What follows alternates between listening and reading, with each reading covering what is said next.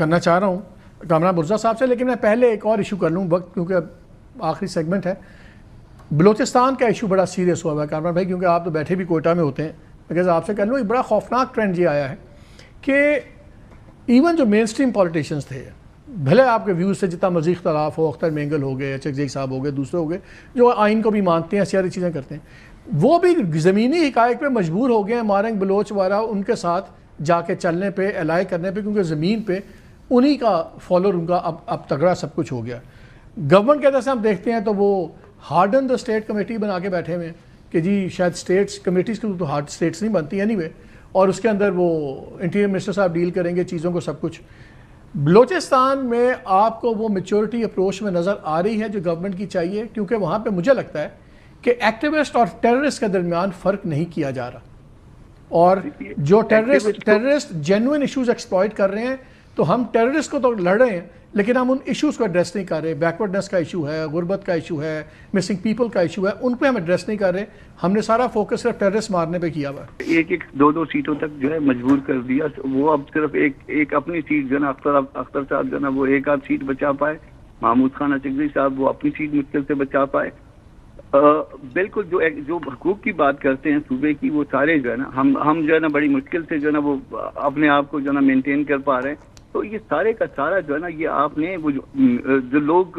ریاست پہ یقین رکھتے ہیں مگر یہ چاہتے ہیں کہ رائٹس ملیں، تو وہ انگوٹھا لگانے والوں کی وجہ سے جو ہے نا وہ دوسرا جس کو آپ کہتے ہیں ٹیررسٹ، وہ جو ہے مضبوط ہوا ہے۔ آپ نے ہم سب کو جو ہے نا وہ ایسی جگہ پہ پہنچا دیا کہ ہماری کوئی اسٹے نہیں رہے، ہمارا سائز اتنا کم ہو جائے کہ ہم کوئی سیاست میں کردار نہ ادا کر پائیں، اور کردار وہ ادا کر پائیں جو آپ کے لوگ ہیں۔ نتیجہ اس کا ان کے خیال میں یہ تھا کہ بہت اچھا نکلے گا، مگر یہ بہت برا نکلا۔ یہ رزلٹ ہے اس کا، یہ جڑا ہوا ہے اس سیاست سے، اس الیکشن سے 2024 کا جو ہے۔ اگر اس میں جو ہے جنمن جو ہے ریپرزنٹیٹیو آ جاتے، ہم نے کوئی خدا نہ خواستہ آزادی کی تحریکیں تو نہیں چلانی تھی، ہم اس پاکستان پہ یقین رکھتے ہیں اور دوسروں سے زیادہ یقین رکھتے ہیں۔